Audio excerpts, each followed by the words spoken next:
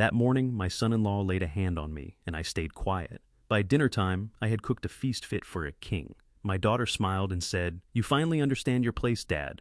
She was right, I did understand. But she stopped smiling the moment she saw who was sitting at the head of the table. That thick folder of loan documents caught me square in the chest before I'd so much as touched my morning coffee. It tumbled down the front of my denim work shirt and landed with a dead thud against the cold marble floor. I didn't bother reaching down to check what it was. I already knew.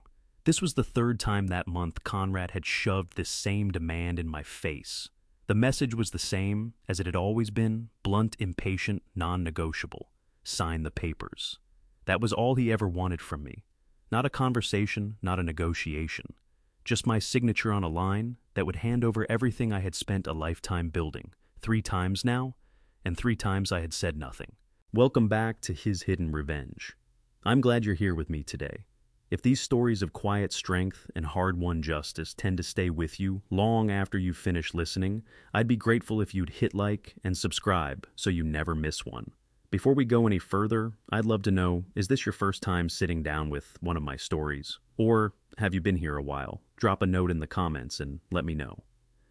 One more thing, before we begin, some elements of this story have been shaped for narrative purposes, and any resemblance to specific real people or events is purely coincidental. What matters is the truth at the center of it. Walter Conrad screamed, his voice cracking with the desperation of a man watching his last chip disappear. "We need the equity from the Lake Travis house by noon, or the deal collapses. Stop being a stubborn old fossil. Just sign the damn line." I bent down slowly. My knees popped a sound that seemed to bounce off the walls of the cavernous kitchen in the suburban Houston mansion I had paid for. I retrieved the documents from the floor. My hands were rough and calloused from 4 decades of handling reinforced steel and concrete pours, but they did not shake. Conrad's hands, however, were trembling. He was 35 years old, a self-styled venture capitalist who wore 3-piece suits to sit in front of a computer screen and hemorrhage money. I looked over the papers. It was a second mortgage application on the Texas vacation home. The interest rate was predatory 7.5%. Financial suicide, plain and simple. I looked up at him. He was sweating, despite the central air running at a crisp 68 degrees. "No, Conrad," I said, my voice low and steady. "I told you last week and I am telling you now. The answer is no. This structure cannot bear any more weight. You are already over-leveraged." I spoke the way the structural engineer I used to be would speak. I had spent my career calculating loads and stresses, making sure the skyscrapers rising over downtown Houston did not buckle under their own ambition. I knew a failing structure when I stood in front of one, and Conrad Vane was a building on the edge of implosion. "You don't get to lecture me about leverage, you old parasite," Conrad spat, closing the distance between us. "You live under my roof. You eat my food. You exist because I allow it." I nearly laughed. His roof. I had bought this house 5 years ago, when Lydia said they needed more room for a family they never got around to starting. I paid cash, but I let them put their names on the mailbox because I wanted my daughter to feel proud. I wanted her to feel secure, now that security was being turned against me like a loaded weapon. "I am not signing Conrad," I said, setting the folder down on the granite island. "And I am not a parasite. I cover the groceries. I pay the utilities. And I mow the lawn you are far too important to touch." That was the moment the dam gave way. I could see it in his eyes before anything else. A flash of pure, undiluted rage. He was not a man accustomed to hearing no. He ran his life on borrowed money and hollow promises, and I was the only hard reality he had left standing in his way. His hand moved faster than I would have expected from someone who had never done an honest day's physical labor. The back of his hand caught my right cheek hard. The sound it made was obscenely loud in that quiet kitchen, like a dry branch snapping in a winter freeze. The blow knocked my head sideways. My glasses, the horn-rimmed bifocals I had worn since I was overseeing the concrete pours at the J.P. Morgan Chase Tower, were knocked clean off my face. They skidded across the marble floor and struck the base of the refrigerator with a crunch. I stood there motionless. My cheek burned as if a welding torch had been pressed against it. But I did not fall. I did not make a sound. I just stood there tasting the copper of blood where my tooth had caught the inside of my lip. Slowly I turned my head back to face him. Conrad was breathing hard, his hands still slightly raised, as if he himself was startled by what he had done. But there was no remorse in his eyes. Only a dare. He was waiting for me to break, waiting for the old man to weep and grovel. But I was not looking at Conrad. I was looking past him. Lydia, my daughter, my only child, was standing in the doorway to the dining room. She was dressed in her power suit, already set for her day as a human resources director. She had seen all of it. She had watched her husband strike her 72-year-old father across the face. I waited. I waited for her to cry out. I waited for her to come to me. I waited for her to throw him out. I waited for the little girl I used to carry on my shoulders to stand up for the man who had worked double shifts to put her through college. Lydia took a sip from her travel mug. She did not look at me. She glanced at her watch. "Dad," she sighed, and the sound of her irritation cut deeper than the slap ever had. "You really provoked him this time. You know how much pressure Conrad is under with the market the way it is. Why do you have to make everything so difficult? Just sign the papers so we can all have some peace." My heart, which had been pounding against my ribs, went suddenly still. A cold stillness, the kind that settles over a demolition site after the building has come down and the dust begins to drift. I looked at my daughter, really looked at her. I understood in that moment that I did not recognize this woman. She was not the girl who used to weep over an injured bird she found in the yard. This was a stranger who had already chosen her allegiance. The lifestyle Conrad dangled in front of her was worth more to her than her own father's dignity. She was not a victim in this story. She was a participant. I walked slowly to where my glasses had come to rest. I picked them up. One lens was cracked straight through the middle. The frame was warped. These glasses had outlasted Houston winters, construction site accidents, and 40 years of hard use. They were built to endure, but they had finally broken under the weight of my own family's greed. I tucked them into my shirt pocket. I wiped the thread of blood from the corner of my mouth with the back of my hand. I looked at Conrad. He was puffing up, emboldened by his wife's endorsement. "Well," he barked, "are you going to sign, or do I have to teach you another lesson?" I held his gaze. I called up the same quiet authority I had used on negligent contractors at job sites over the years, and I kept my voice measured, calm, terrifyingly calm. "You made your point, Conrad," I said.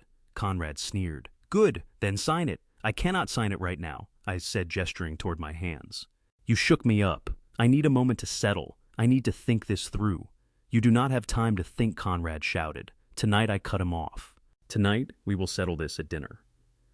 Conrad's eyes narrowed, searching my face for the angle suspicious of my sudden willingness to yield. "Dinner." "Yes," I said. "I will cook. I will prepare something special, a proper celebration. If I am going to sign over the lake house, I want to mark the occasion. Right. You bring the papers. Bring your attorney, that man Pruitt. I want everything done legally." Conrad laughed. It was a short, ugly sound. "Look at that, Lydia. The old dog finally learned a new trick. Obedience." Lydia crossed the kitchen and kissed Conrad on the cheek, walking past me as though I were a piece of furniture. "See, babe, I told you he would come around. He just needs a firm hand." A firm hand. That is what she called what I had just been through. "Fine," Conrad said, checking his own reflection in the microwave door. "Have dinner on the table by 7 and try not to burn it this time. Make it something worth eating. I feel like celebrating." They collected their briefcases and left without so much as a backward glance. I heard the garage door roll open, and the engine of Conrad's leased Maserati growl as they pulled away toward their important lives, leaving the old man to tend his wounds in silence. I stood in that kitchen for a long time without moving. I pressed my fingers to my cheek. It was already throbbing. It would be bruised by evening. Good. I wanted the bruise. I wanted them to see it at dinner. They believed I was beaten. They saw a senile old man who had finally been cracked open by fear. They saw a broken lens and a split lip. What they did not see was that they had just compromised the load-bearing wall of their entire world. I am a structural engineer. I know that when a foundation member fails, you do not patch it with spackle. You condemn the structure, and you bring it down controlled. I walked to the basement door. My legs felt steadier with each step I took. I was not going down there to hide. I was going to my old office, the one room in the house they had never once set foot in because it smelled of old paper and rolled blueprints. In that office sat a floor safe buried beneath a rug. Lydia believed it held nothing but my life insurance policy and her mother's old jewelry. She was wrong. I knelt and worked the dial. Left, right, left. The heavy steel door swung open. Inside was a stack of files I had spent 6 months assembling. bank statements, emails I had retrieved from the deleted folder, and a burner phone I had purchased with cash at a convenience store 3 towns over. I picked up the phone. I dialed a number I had kept memorized for what felt like a lifetime. It rang twice. "Reginald," I said. When the deep voice answered it, "Is Walter. It is time." There was a pause on the other end. "Are you sure, Walter? Once we start this, there is no going back." I touched my bruised cheek again. "I am sure," I said. "Bring Vivian. Bring the whole team. Come at 7:00. The table is set." I hung up the phone and settled back into my old leather chair. I turned the cracked lens of my glasses over in my hand. Conrad wanted a celebration. He wanted something expensive. I would give him precisely what he asked for. I was going to serve him the most expensive meal of his life. I got up and grabbed my car keys. I had to get to the market. I needed Wagyu beef. I needed vintage wine. And I needed to make sure my knife was sharp. Very sharp. Because tonight I was not just cooking dinner. I was carving out justice. The heavy oak door had slammed shut, its echo shaking the picture frames along the hallway. I stood alone in the foyer, letting the silence wash back into the space they had vacated. Outside, the engine of Conrad's Maserati snarled to life, brash and loud, then faded down the street. They were gone. They had left me bleeding in the kitchen of the house I had bought driving to jobs. I had helped them land, living a life constructed entirely on my foundation. I crossed to the window and watched the car vanish around the bend. My hand drifted back to my cheek. The skin was hot beneath my fingers, the swelling already beginning to rise. Any ordinary man would have gone straight to the freezer. Any ordinary man would have fished out a bag of frozen peas or wrapped some ice in a towel to bring the inflammation down. But I was not feeling like an ordinary man. I left the freezer alone. I wanted the pain. I wanted that pulsing heat in my face to keep the memory sharp, to remind me precisely what had taken place. I wanted the bruise livid and dark by the time evening came. I wanted it to be the first thing Conrad saw when he stepped back through that door. It was not merely an injury, it was evidence. It was the final fracture in the structural integrity of this family. Lydia, my little girl? The image of her standing there glancing at her watch while her husband struck me burned hotter in my mind than the blow itself. That was the real betrayal. A slap is physical. It heals. But watching your own flesh and blood choose comfort over conscience, watching her step around her father to reach her luxury car, that is a break that cannot be set. She believed she was keeping the peace. She believed she was being a devoted wife. What she had done was make herself an accessory to a crime. Conrad's parting words echoed through the empty kitchen. "Do not play games, Walter. Pruitt is coming tonight. He will have the notary seal. You just sign and shut up. Pruitt. That crooked attorney who smelled of stale cigars and cheap cologne. He was the one who had helped Conrad build the shell companies. He was the one who drafted the paperwork to drain my retirement fund. Conrad thought bringing Pruitt was a show of force. He thought he was bringing a shark to finish off a minnow. He had no idea he was bringing the bait. I turned from the window and moved toward the basement stairs. The upper floors of this house belonged to them. The marble, the skylights, the modern art that cost more than a year's college tuition, that was their world. A world built on surfaces and appearances. My world was below. I went down the wooden steps. The air at the bottom was cooler, carrying the scent of dry concrete and old paper.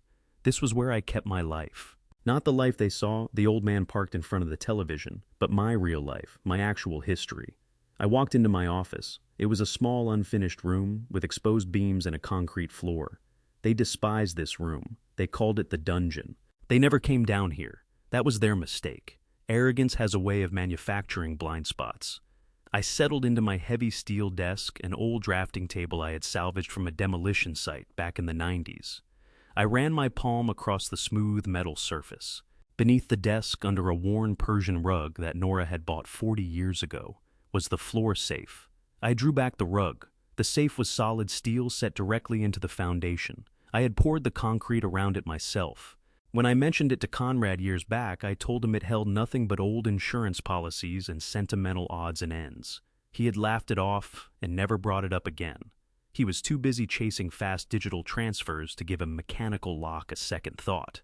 I spun the dial. The tumblers engaged with a clean, satisfying precision. The heavy door swung open. I reached inside. There were no insurance policies. What I pulled out instead was a thick stack of documents. These were the blueprints of Conrad's demolition. I spread them across the desk. First was the forensic accounting report I had commissioned 3 months ago. It traced every dollar Conrad had quietly skimmed from the family accounts. Then there was the copy of the forged withdrawal slip from my 401k he had practiced my signature.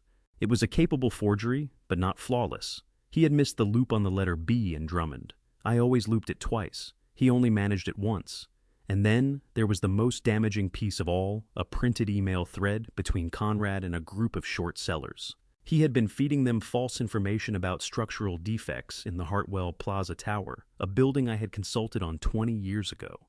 He was engineering a collapse in the Hartwell Corporation stock price so he could bet against it and pocket a fortune. He was willing to torch my professional reputation, my entire legacy as an engineer, simply to cover his gambling debts. I stared at the papers. This had moved well beyond a family dispute. This was federal fraud. This was market manipulation. This was a felony. I reached back into the safe and withdrew a rolled tube of paper. I unrolled it across the desk, anchoring the corners with a stapler and a hole punch. It was the original structural schematic of the very house we were standing in. I studied the load-bearing walls. I noted the foundation points. Conrad fancied himself the master of this house, but I knew precisely where every weak point lived. I knew exactly where to place the charges to bring the whole structure down in a controlled demolition.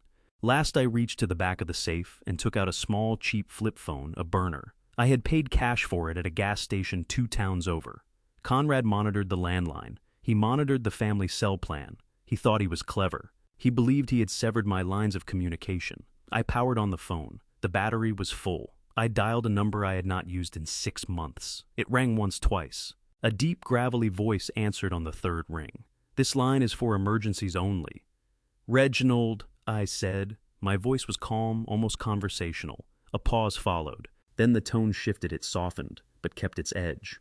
"Walter, I have been waiting for this call. Is it done?" "It is done," I said. I looked at the bruise taking shape in the dark reflection of the basement window. "He crossed the line today, Reginald. He got physical, and Lydia." She stood there and watched. I heard a sharp intake of breath from the other end of the line. Reginald was the United States Attorney for the Southern District of Texas. But before any of that, he was just a kid from the neighborhood I had kept out of trouble. I had paid for his first suit when he passed the bar. He called me Uncle Walter when it was just the two of us. "Are you safe, Walter?" Reginald asked. "Do I need to send a squad car right now?" "No," I said, "not now. If you move on him tonight, he will call it a misunderstanding. He will say I am a senile old man who got confused. We need him to commit to the lie. We need him comfortable." "What is the plan?" Reginald asked. "He is coming back at 7:00, I said. "He is bringing Pruitt. They intend to pressure me into signing a second mortgage on the Lake Travis property. They think I am broken. They believe I am going to hand everything over. Pruitt is coming," Reginald said, his interest sharpening. "That slippery eel. We have been trying to nail something on Pruitt for years. If he shows up tonight, facilitating a fraudulent loan, Walter, that is conspiracy." "Exactly," I said. "That is why we wait. I am cooking dinner. I am making it feel like a celebration. I want them loose. I want them arrogant." "All right," Reginald said. "I will have a team in place." "No team yet," I corrected him. "Just you. I want you to come to dinner." "To dinner?" Reginald sounded puzzled. "Yes, I told him I was bringing in a friend, an old chess partner. He thinks you're just some retiree. Wear a dark suit. Look intimidating, but say nothing. I want him wondering who you are until it is far too late. And Walter," I added, "call Vivienne. Vivienne Hartwell." Reginald asked. "The CEO?" "Yes. Tell her to come as well. Tell her the man who is trying to sink her stock is going to be serving roast beef at 7:00. Tell her I have the proof she needs to save her company and bury Conrad Vane." There was a long silence on the line. Then I heard a low chuckle, dark and satisfied. "You are going to put Conrad Pruitt, a federal prosecutor, and the CEO of the company he is sabotaging all at the same dinner table?" Reginald asked. "That is the plan," I said. "Walter, that is not a dinner party. That is an execution." "It is a controlled demolition, Reginald," I corrected him, "and the fuse is already lit." "I will be there," Reginald said. 7:00 sharp. I hung up and powered the phone down. I set it back in the safe, but left the door unlatched. I would need those documents before the evening was out. I sat a moment in the quiet of the basement. My cheek throbbed steadily, keeping time with my pulse. I pressed my palm against the rough concrete wall of the foundation. Conrad thought I was weak because I was old. He thought I was foolish because I worked with my hands. He had forgotten that before you raise a skyscraper, you have to dig a hole. You have to get down in the dirt and learn the pressure firsthand. I stood up. There was work to do. I had to get to the market. I had to select the wine. I had to choose the meat. I climbed the stairs, leaving the darkness below. The game had shifted. They were playing checkers, moving pieces around, skimming a little here and there. I was playing structural engineering, and I was about to pull the keystone from the entire foundation. I made my way up to the second floor, leaving the solid comfort of my concrete basement. The air up here felt thinner, kept artificially cool by the central air that ran around the clock. This was Conrad's domain. The hallway was lined with black and white photographs of cityscapes he had purchased at some gallery for thousands of dollars. He admired the look of a city skyline, but understood nothing of the steel skeleton holding it upright. I walked down the corridor to the double doors of his home office. He called it his command center.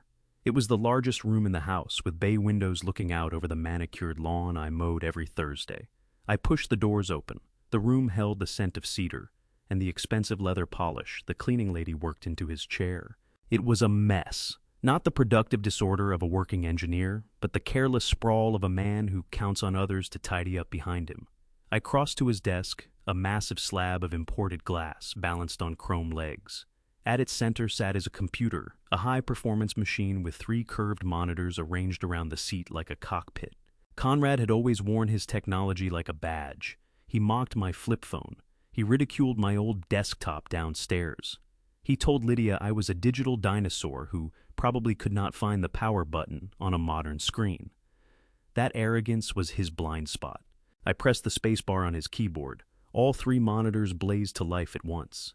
He had not shut it down. He had not even engaged the lock screen. He assumed that if I ever wandered in here, I would take one look at the numbers and back out baffled. He had put the computer to sleep the same way he thought he had put me to sleep. I settled into his leather chair. It was too soft, the kind that folds around you and saps your posture. I preferred a hard stool that keeps the spine honest. I surveyed the screens. They were crowded with color-shifting stock tickers, rapid-fire chat windows, and open spreadsheets. To someone who did not know better, it looked like elaborate financial wizardry. To me, it looked like a structure carrying far too much load at the top. My eyes dropped to the desk. A yellow sticky note was fixed to the bottom edge of the center monitor, scrawled in Conrad's jagged hand. Lake House 75. It was the password to his banking portal. He was sloppy. A sound engineer commits his safety protocols to memory. A lazy man tapes them to his monitor. I did not need to log in yet. I wanted to understand what he had been doing before he came downstairs to assault me. I glanced left of the desk. A wire mesh trash can sat there brimming with crumpled paper. Conrad liked to print things out before making big moves. He said holding the paper helped him think. I reached in and pulled a ball of paper from the top. I flattened it against the glass surface, pressing out the creases with the heel of my hand. It was a transaction confirmation from Fidelity Investments. Something cold dropped through my chest. That was where my 401k lived. The money I had accumulated over 45 years of frozen winters and scorching summers on job sites, the money set aside for my final years, so I would never have to lean on anyone. I read the document. Withdrawal amount $200,000. Distribution method wire transfer. Destination account Vane Ventures LLC. My eyes moved to the bottom of the page. There was a signature, Walter Drummond. My name? It resembled my handwriting, but the loop on the W was too broad and the pen pressure was too light. I signed my name as though I am etching it into steel plate. This signature barely grazed the paper. He had practiced. He had forged my name to drain the bulk of my retirement savings just last month. That was the reason he needed a loan against the lake house today. He had already spent my retirement, and he was still in the hole. A wave of nausea moved through me. He had taken my safety net. He had reached into my pocket and stripped out the decades of labor I had stored there, but I pressed the feeling down. I needed to be cold. I needed to be precise. I turned back to the screens. One open window held an email draft addressed to a journalist at the Financial Times. The subject line read, Hartwell Corporation, Structural Defect Whistleblower. I leaned in closer, adjusting my weight in the chair. The email was composed but unsent. In it read, I have obtained internal memos from the original construction phase of the Hartwell Plaza Tower. These documents confirmed that the lead structural engineer, Walter Drummond, knowingly approved substandard concrete density for the main load-bearing pylons in the underground garage. He was paid off by suppliers to look the other way. The building is structurally unsound, and a collapse event is statistically probable within the next 5 years. I stopped breathing. The room seemed to tilt. Hartwell Plaza Tower. That was my masterpiece. I gave 4 years of my life to that site. I checked every concrete delivery personally. I tested every rebar weld myself. That building was more solid than the bedrock beneath it. It was my legacy. It was the evidence that I had been here and that I had done something worth doing. Conrad was not simply stealing my money. He was selling my name. He was assassinating my reputation. I looked at the second screen. It showed a trading platform. He had an enormous short position open against Hartwell Corporation stock. Everything snapped into alignment like a steel beam dropping into its rivet. He was going to send that email. He was going to plant a lie that I was corrupt and incompetent. The story would trigger a panic. Hartwell stock would crater. And Conrad would pocket millions by betting against the company I had helped construct. He intended to bankroll his lifestyle on my ruin. He was going to burn my history down to keep himself warm. I stared at those glowing screens. A cold fury settled into me. Not the hot rage of the slap in the kitchen. This was something else entirely. This was the detached calculation of an engineer standing before a structure that has to come down. He thought I was a helpless old man. He thought I was nothing more than a source of funds. He had not grasped that. By going after my professional integrity, he had declared war against an opponent he had no idea how to fight. I slipped the burner phone from my pocket. I opened the camera. I photographed the forged withdrawal slip, making sure the light was strong enough to show the counterfeit signature clearly. I photographed the email draft on the screen. I photographed his short position on the trading platform, the millions he stood to pocket from my destruction. I photographed the sticky note bearing his password. I captured every pixel of his betrayal. Then I carefully recrumpled the paper back into a ball. I placed it back in the trash can precisely where I had found it. I wiped the glass desk where my hand had rested, clearing the heat print of my palm. I stood up. My knees did not pop this time. I felt light. I felt dangerous. I took one last look around the room. This office, with its view and its leather and its high-speed connection to the world, was a lie. It had been raised on a foundation of theft and deceit. Conrad wanted to talk about structural failure. He wanted to talk about collapse. I walked to the door. He wants to bring down the foundation of my house, I murmured to the empty room. I am going to show him what a real collapse looks like, and I am going to make sure he is standing in the lobby when the roof comes down. I pulled the door shut softly behind me. I had a dinner to prepare, and now I knew exactly what the centerpiece of that menu would be. The truth served cold. The engine of my '01 Chevy Silverado rumbled to life with a cough and a shudder that rattled my back teeth. It was a sound I had always loved, the sound of honest machinery. There were no computers buried in that engine block to mask flaws or game emissions tests. Just iron, oil, and combustion. Something real, unlike the plastic and fiberglass world Conrad had built around himself. I reversed out of the garage, the tires grinding over the gravel that had crept onto the pristine driveway. I caught the house in the rearview mirror. It looked like a fortress, a monument to new money and bad taste.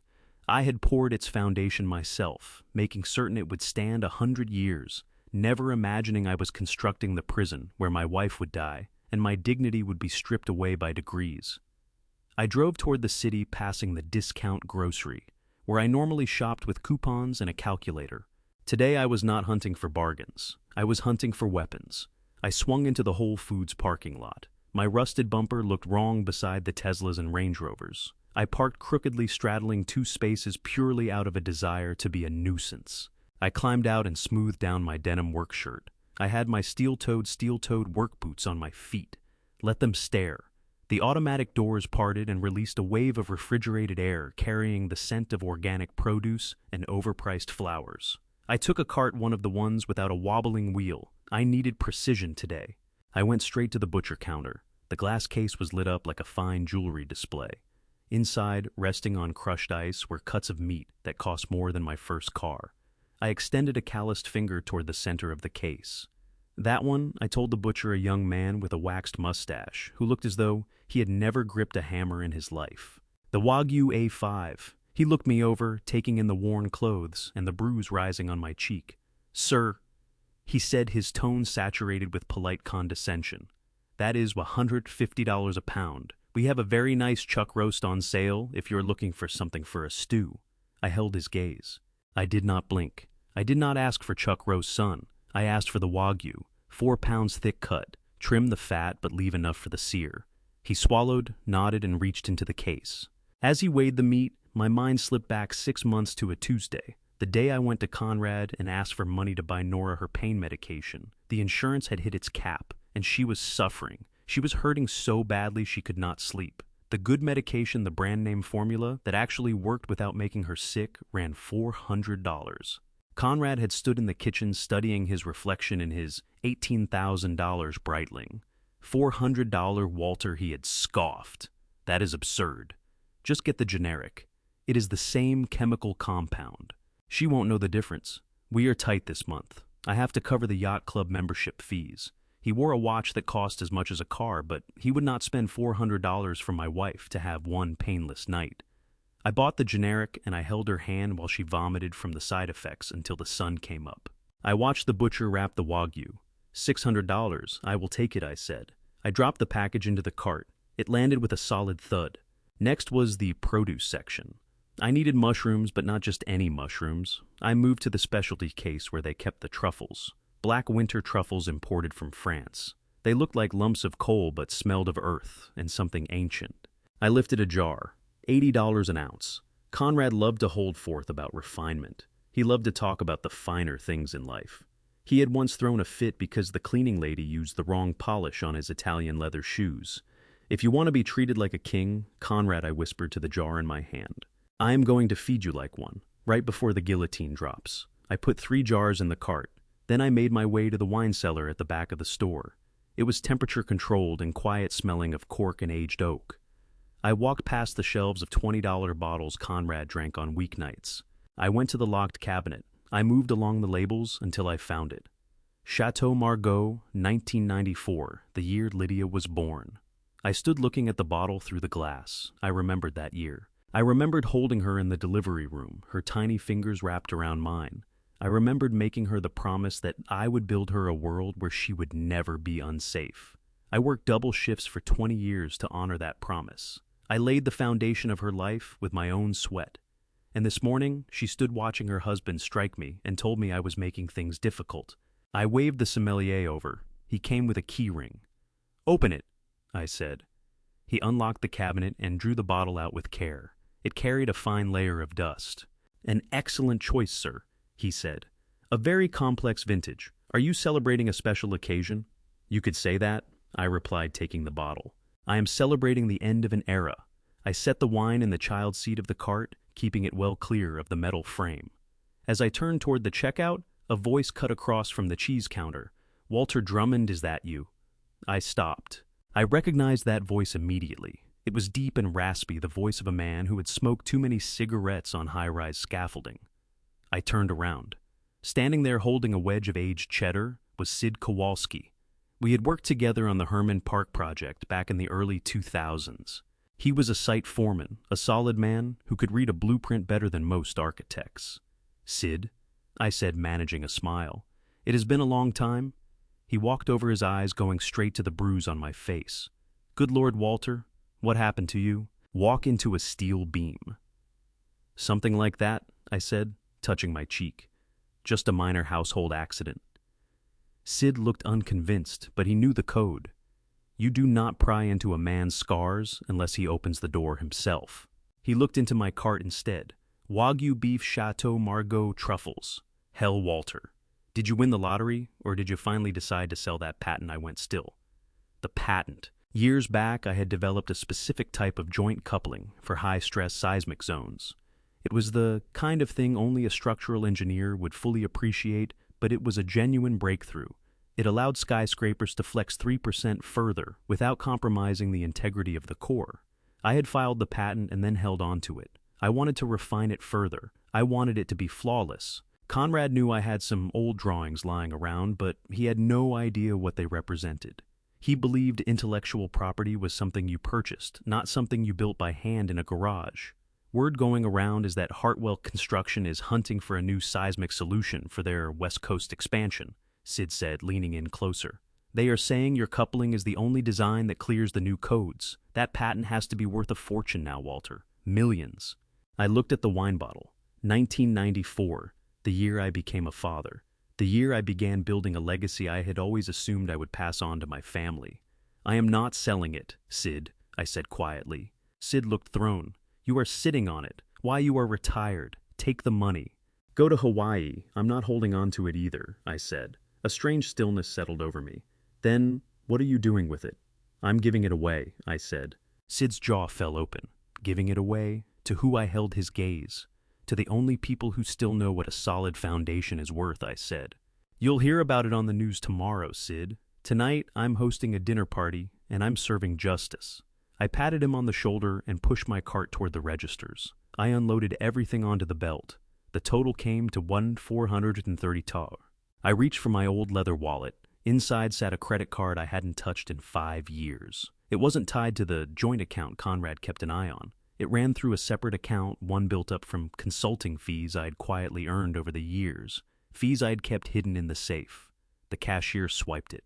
Approved. I walked out into the parking lot, the plastic bags biting into my fingers. The sun had begun its descent, throwing long shadows across the blacktop. I loaded the precious cargo into the passenger seat of the truck, buckling the wine in with the seatbelt the way you'd secure a passenger. I got behind the wheel and turned the key. The truck shuddered to life ready. I had the meat, I had the wine, I had the evidence sitting in the safe, and I had the guest list. Conrad wanted a feast. He wanted a performance. I shifted into gear and eased out of the lot. I was going home to cook, and when I was finished, there wouldn't be a single leftover. The kitchen island was no longer a place for family breakfasts. It was a workbench now. I arranged the ingredients with the same precision I once used, laying out blueprints for a suspension bridge. The Wagyu beef rested on a wooden board, its marbling pale white against the deep red of the meat already at room temperature waiting for the heat. The truffles sat in a small glass bowl, dark and earthy. The bottle of Chateau Margaux stood open, breathing filling the air around it with the smell of oak and history. I sharpened my chef's knife. Steel against wet stone, a steady rhythmic sound. It was the same sound as a shovel striking gravel, the sound of work. I tested the edge on a sheet of paper. It passed through without a whisper. Perfect. I started breaking down the shallots for the reduction. My hands moved on their own.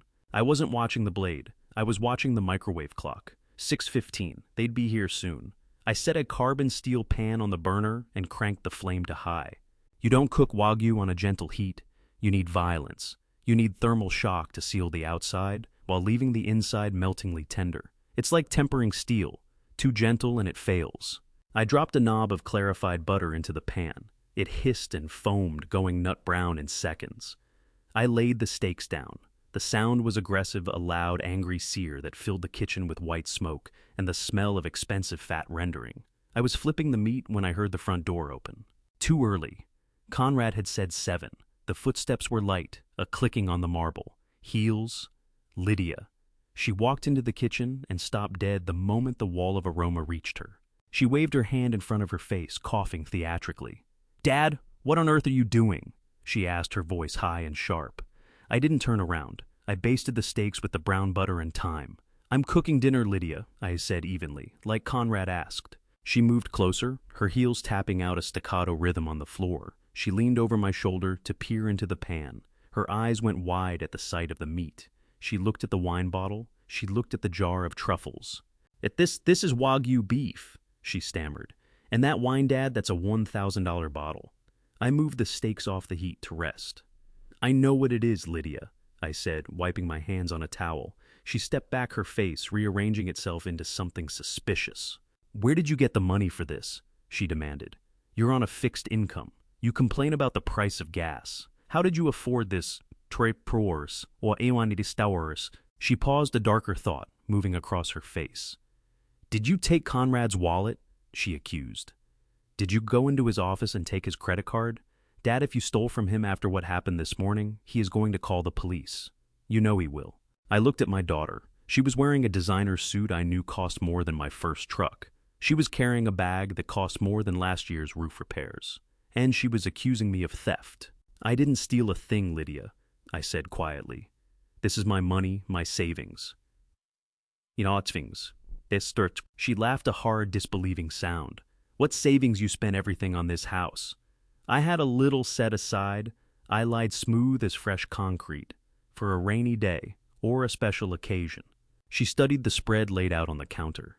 The suspicion in her eyes slowly gave way to something else, something almost pitying, something that looked a lot like quiet triumph. Why, she asked, why spend it all now? I poured a small measure of the wine into a glass and tasted it. It was perfect. Because this is it, Lydia, I said, meeting her eyes. This is the last of it. It's a farewell dinner. Her face softened. The tension drained out of her shoulders. She read my words exactly the way I meant her to. She thought I was surrendering. She thought I was spending what was left before checking into a state-run facility or taking a studio apartment in some rough corner of Houston. She thought I was stepping aside. "Oh, Dad," she said, and her voice took on that syrupy tone she used whenever she wanted something. "You finally get it. You finally understand that this arrangement, it just wasn't working. It's better this way. For everyone." "For everyone," I repeated. "Yes," she said, reaching out to touch my arm, then pulling back when she noticed the grease on my sleeve.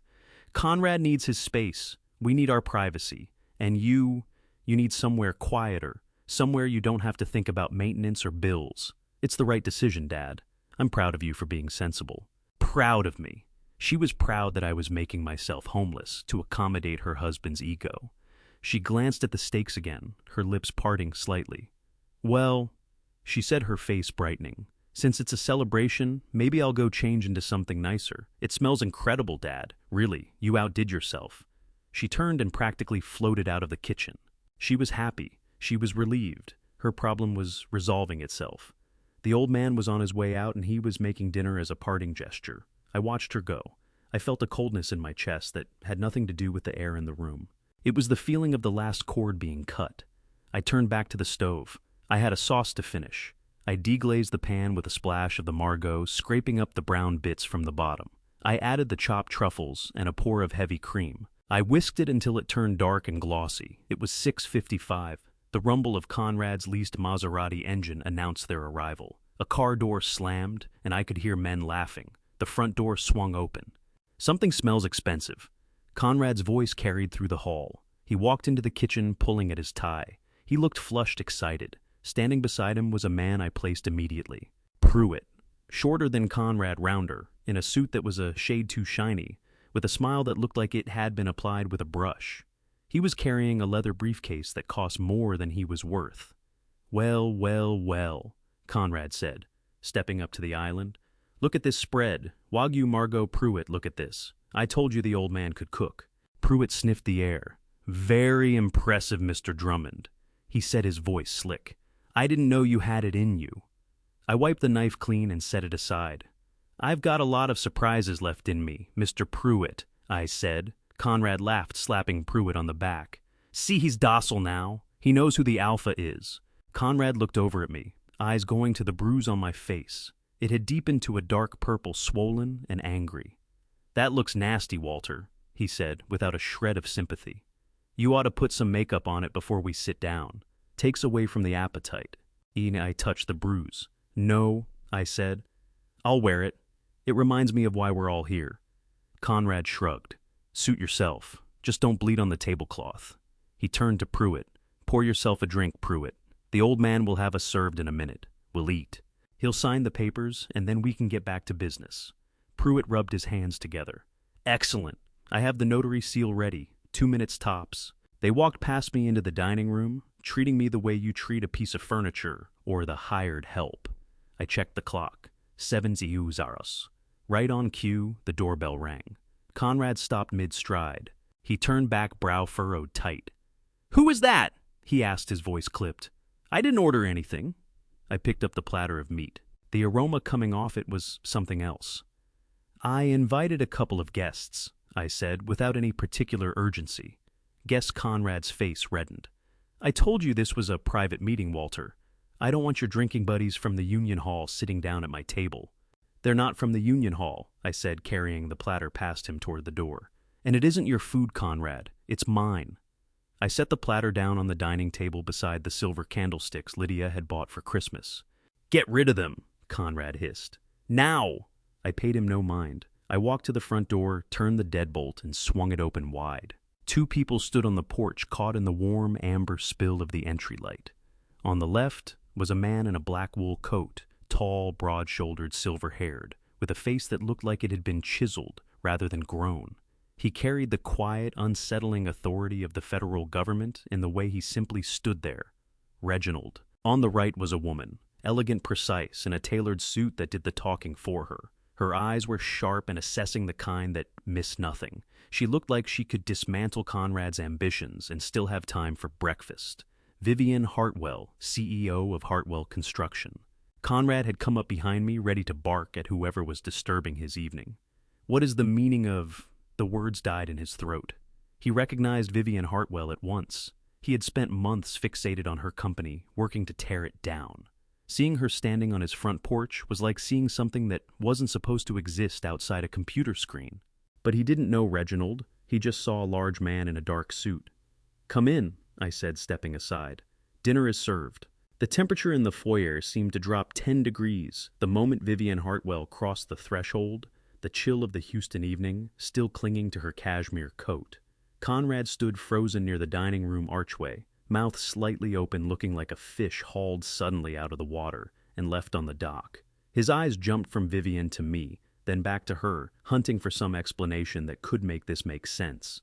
In his world, the world of spreadsheets and short positions, Vivian Hartwell was a name, a target, a problem to be solved. She was not supposed to be standing in his hallway in the flesh. She was certainly not supposed to be wiping her feet on his welcome mat. Vivian looked at him. Her expression wasn't angry. It was clinical. She studied him the way a demolition expert eyes a condemned structure, locating the weaknesses before the wrecking ball swings. Then she smiled. It was a perfectly courteous smile, and somehow more frightening for it. "Good evening," she said, her voice unhurried and polished. "You must be Conrad. Walter has told me so much about you." Conrad produced a sound somewhere between a choke and a squeak. He attempted to pull himself together, smoothing his tie with a hand that wasn't quite steady. He took a step forward, his social climber reflexes firing even through the panic. "Ms. Hartwell," he managed. I had no idea. It truly is an honor. I follow your work very closely, very closely." I watched him wrestle with himself. The terror was plain. He was asking himself whether she knew, whether she'd seen the short positions, the forum posts, the carefully engineered lies he'd been spreading about her life's work. But arrogance works like a blindfold. I could see the machinery turning behind his eyes. He was talking himself into a coincidence, telling himself the old man just happened to know a wealthy woman, that I was too dim to grasp the significance. "And who is this?" Conrad asked, shifting his attention to the large man standing quietly behind her. He seemed grateful for somewhere else to look. Reginald stepped into the light, no smile, no offered hand. He simply occupied the space solid and still as a load-bearing column in a dark suit.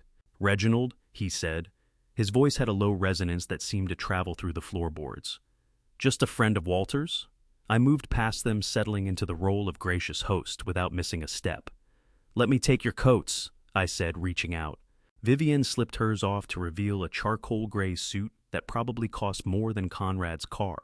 Reginald held on to his, a beat longer, his eyes resting on Conrad, letting the silence stretch past the point of comfort, before he finally shrugged it off. Then Lydia came clicking down the stairs. She'd changed into a silk dress, something elegant and costly selected for a victory dinner. She stopped on the middle step when she took in the scene below.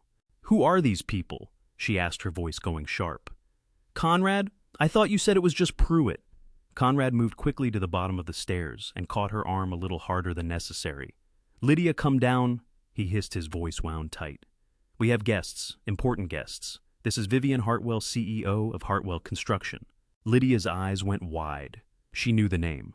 Everyone in Houston knew the name, but she also knew it as the name Conrad muttered at his computer screen most nights. She turned to look at me, her face clouded with confusion. "Dad," she said, "how do you know Vivian Hartwell?" I took my time hanging the coats in the closet, getting them arranged properly on the hangers. Then I turned back to the room and folded my hands behind my back. "Vivian was one of my finest students," I said. "Back when I was teaching advanced structural theories at the Institute, she was the only one who could calculate wind shear loads in her head." Vivian gave Lydia a brief nod. "Your father taught me everything I know about keeping a structure on its feet when the world is trying to bring it down. she said. "He is a legend in the field, Mrs. Vane. I assumed you knew." Lydia blinked. She looked at me as though I'd suddenly started speaking a foreign language. To her, I was the man who fixed the leaky faucets and paid for the groceries. She had never once asked about my career. She had never asked about the buildings I raised. "And Reginald," I went on, gesturing toward the large man who was currently studying the crown molding with a careful eye. "He's my chess partner. We play on Tuesdays. He hates to lose." Reginald turned his gaze to Lydia. "That's accurate," he said. "Walter is always 3 moves ahead. Infuriating, but it keeps me sharp for the day job." "And what is it that you do, Mr. Reginald?" Lydia asked, working to recover her social footing.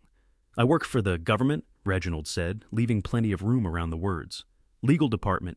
Pruitt, who had been hovering at the edge of the dining room, guarding his briefcase like a sentry, finally drifted forward. He smelled money in the air, and like a moth that can't help the flame, he couldn't stay back. "A pleasure," he said, thrusting out a damp hand. "Dale Pruitt, attorney at law. I handle all of Conrad's business affairs." Reginald looked at Pruitt's hand without taking it. "Pruitt," he said, as if tasting the syllables. "I believe I've come across your name on some paperwork recently. Interesting filings." Pruitt paled slightly, but kept the smile nailed in place. "Oh, really? Well, I run a very active practice. Shall we eat?" I cut in before the tension could snap the line entirely. "The meat has had time to rest. It's at exactly the right temperature." I moved them toward the dining room. It was a formal space-high ceilings, a long walnut table that seated 12. I had set 5 places. Conrad hung back, drawing Lydia in close. I kept my hands busy adjusting the centerpiece, but I was listening. I knew the acoustics of this house the way I knew my own drawings. The archway caught whispers and carried them. "What is she doing here?" Conrad breathed, his face close to Lydia's ear. "Did you know about this?" "No," Lydia whispered. "He never tells me anything. What do we do?" "She's the one you're betting against, Conrad." "She won't find out," Conrad shot back, though his voice trembled at the edges. "She's here for dinner, that's all. The old man probably has no idea what I'm doing. He just wanted to show off for his old friends. Look at him." He glanced over. I was filling crystal goblets with water, humming something soft to myself for all the world. The picture of a happy, senile grandfather. "We just need to get through dinner," Conrad whispered, urgency threaded through every word. "Keep the conversation easy. Let them eat. The moment the last plate is cleared, you claim a headache. We see them out, then I get him to sign." "But what if she stays?" Lydia asked. "She won't," Conrad said. "I'll see to that." "Just smile, pour the wine, and for God's sake, don't bring up the stock market." He straightened his jacket, fixed a hollow smile on his face, and walked into the dining room. "Please sit wherever you like," he said, his voice swelling with false conviviality. "Ms. Hartwell, I'd love it if you took the seat to my right. I'm very keen to hear your views on the current zoning situation in the Loop." Vivienne looked at the chair. Then she looked at me. "I think I'll sit next to Walter," she said, moving toward the far end of the table. "If you don't mind?" Conrad's smile flickered. "Of course. Walter, sit down. Stop hovering." I took my seat at the foot of the table. Reginald settled in on my left, Vivienne on my right. Conrad and Lydia occupied the head end, with Pruitt wedged awkwardly between them. The arrangement looked less like a dinner party and more like a tribunal. Conrad poured the wine. The 1994 Chateau Margaux glugged into the glasses, a deep and glossy ruby. "Two old friends," Conrad said, lifting his glass, his hand trembling just enough to set the surface rippling. "And new opportunities." Reginald didn't raise his glass. Neither did Vivienne. I raised mine. "To clarity," I said, "and to the structural integrity of the truth." We drank. The wine was extraordinary. It tasted of dark berries, earth, and time. It tasted like the stillness that gathers before a storm. Conrad set his glass down fast. "So Walter tells us you're here to witness the signing," he said, trying to steer the room. "It's really just a formality, a small piece of family restructuring. Nothing that would interest people of your standing, I'd imagine." "Actually," Reginald said, his voice cutting through the table talk, the way a jackhammer parts pavement, "I find family business endlessly interesting. You never quite know what turns up once you start pulling the layers back." Conrad laughed, a thin and unconvincing sound. "Well, I'm afraid we're a thoroughly dull family. Just hard-worked in investments." "Investments," Vivienne said. She lifted her fork and ran her thumb along the tines unhurried. I've been hearing things about your strategy, Mr. Vane. A very aggressive posture by all accounts. Conrad choked on his wine. He coughed hard, his face flooding with color. Lydia put a hand on his back, looking rattled. I like to take risks, he managed. We noticed, Reginald said. I pushed back my chair. I'll go get the meat, I said, and walked to the kitchen. My pulse was slow and even. The trap was set. The guests were in their seats. I lifted the heavy silver platter. The Wagyu beef was still sizzling softly. I arranged the silver cloche over it, concealing the meat beneath the dome. But there was a second platter waiting in the pantry, identical to the first in every detail. What rested under that other dome wasn't food. It was the stack of documents from the safe, the photographs of the computer screen, the forensic accounting, the recordings. I stood there a moment, steadying myself. I picked up the first platter, the one holding the beef. First we feed them, I said under my breath. Then we finish them. I carried it back into the dining room, holding it high. Dinner is served. Conrad looked up at me with barely concealed contempt. Just put it down, Walter. Let's move this along. I set the platter at the center of the table. Enjoy it, Conrad, I thought. It's the last meal you'll eat as a free man. I worked my way around the table with the bottle wrapped in white linen. The cork had come out with a soft, satisfied sigh, the sound of something long held and finally finding air. I poured for Vivian first. The deep ruby wine curved and swirled against the crystal, catching the light thrown down from the chandelier. She dipped her chin in thanks, her gaze settling on the label. She recognized the bottle immediately. She understood that 1994 had been a year of hardship and hard-won triumph in the Bordeaux vineyards, much as it had been in my own life. I poured for Reginald next. He didn't glance at the wine. His eyes stayed on Conrad, trained on him, with the unhurried focus of a predator, watching a wounded animal cross an open field. Then I moved to Pruitt. The lawyer stretched his glass out eagerly, his fingers leaving prints on the stem. He was already pricing the bottle in his head, turning over how much of my money Conrad had spent to put it on this table. He had no idea it had been bought, with years of quietly saved consulting fees set aside, when I still had something left to hope for. Last I poured for Conrad and Lydia. Conrad didn't spare me a look. He was already leaning toward Vivian, crowding her space with his cologne and his need to impress. You know Ms. Hartwell, he said, voice filling the room. It's a genuine pleasure to finally meet you in person. I've been watching your company's market movements very closely for months now. I have to say your conservative approach to the West Coast expansion is, well, it's charming, quaint even, but in this climate, hesitation is the same as dying. I stepped back into the shadow near the sideboard, the empty bottle hanging from my hand. I watched it play out. It was like watching a man stride blindfolded onto a job site where someone had pulled every safety rail. Vivian took a slow sip of wine. She held it, letting the tannins settle before she swallowed. She set the glass down with a quiet click. Quaint, she repeated, tasting the word, the same way she'd tasted the wine. That's a curious choice, Mr. Vane. In my world, we tend to prefer the word deliberate. When you're placing millions of tons of concrete, you measure twice and pour once. Errors aren't just entries on a spreadsheet. They cost lives. Conrad dismissed her with a wave of his hand that swept across the whole room. That's the old way of thinking, he said with a short laugh, as though she'd made a small joke. That's the brick-and-mortar mindset. We're in the digital age now. Value isn't determined by what you build. It's determined by what you can persuade people you've built. It's about the narrative, the vision. He gestured toward me without turning his head, a thumb tossed over his shoulder. Take my father-in-law. Walter is a good man, salt of the earth, but he spent 40 years of his life mixing concrete and welding steel beams. He thinks working hard and working smart are the same thing. He doesn't grasp that the real players don't get their hands dirty. We move capital. We conjure value out of nothing. I felt a small controlled twitch along my jaw. Mixing concrete. That was what he thought I'd done. He had decided structural engineering was a form of manual labor. He had no idea about the nights without sleep spent calculating wind shear loads. He had no idea about the physics of load distribution.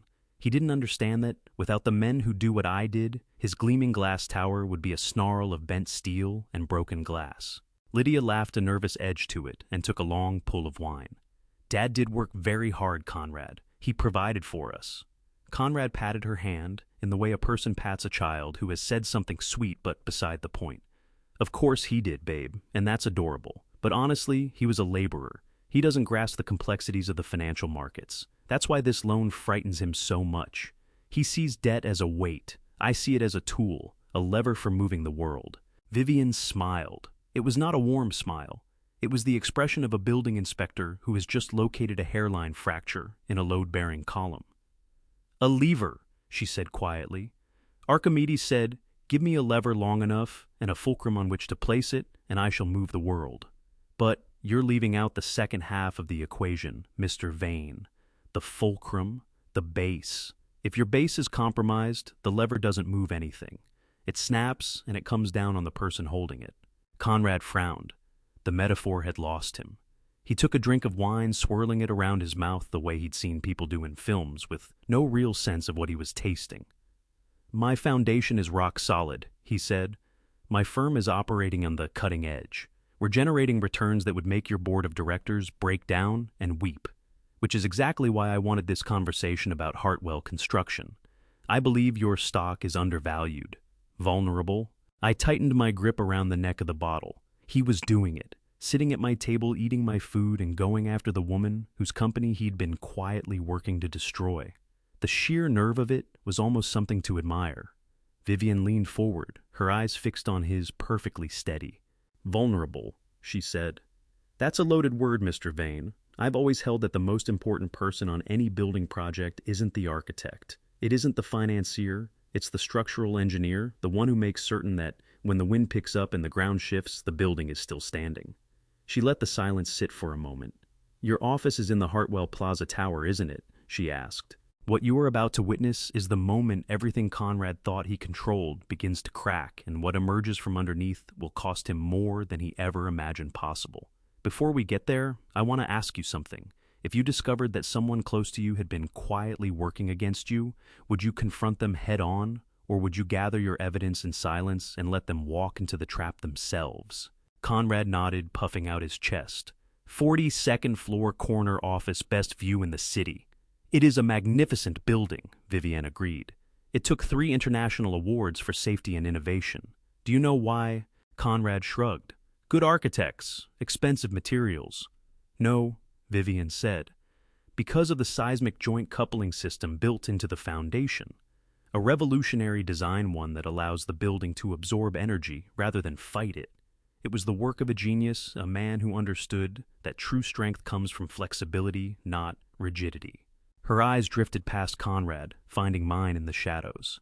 "Do you know who designed that system, Mr. Vane?" she asked. "Do you know the name of the man who keeps your 42nd floor from falling into the basement every time the wind reaches 50 miles an hour? Conrad laughed it off. "No idea. Probably some German firm or a Japanese outfit. Who cares? It's just plumbing and wires behind the walls." "Just plumbing and wires." I stepped forward. I set the empty bottle on the sideboard with a deliberate thud. "It wasn't a German firm, Conrad," I said, my voice quiet. "And it wasn't Japanese." Conrad turned to look at me, irritated by the interruption. "Walter, we are trying to have a business conversation here. Go get the next course and bring the notary. I want this wrapped up." Reginald cleared his throat. The sound was deep and resonant, like a stone dropped into still water at the bottom of a well. It pulled every eye in the room immediately. Everyone turned toward the man in the dark suit who had not spoken a single word since stepping through the front door. Reginald placed his hands flat on the table, large hands steady and unhurried. He studied Conrad with an expression of mild, almost clinical curiosity, the way a man examines something unusual under glass. "You know, Conrad," Reginald said, his voice moving through the room like a low current, "I find your theories on leverage genuinely fascinating, particularly the part about conjuring value out of nothing." Conrad looked at him, trying to place him, and realizing too late that this was not simply an old chess partner. "You said you were in the legal department," Conrad asked, his confidence beginning to lose its footing. "Something along those lines," Reginald said. "I work with numbers as well. I look for patterns, anomalies. And a very interesting pattern landed on my desk recently." Conrad's smile began to slip. "What kind of pattern?" "Short sales," Reginald said. "Massive leverage short positions placed against a single company, Hartwell Construction, executed through a chain of shell companies registered in the Caymans. The interesting part is that the IP address used to place those trades traces back to a residential address in the suburbs of Houston." The room went dead quiet. The only sounds were the hum of the refrigerator from the kitchen and the shallow, careful breathing of my daughter. Conrad went rigid. His hand already reaching toward his wine glass stopped in the air and hung there. I don't know what you're talking about," he said, his voice losing its grip. "I'm a venture capitalist. I run a diversified portfolio." Reginald leaned in. "I'm sure you do," he said. "But the Securities and Exchange Commission has a different name for it.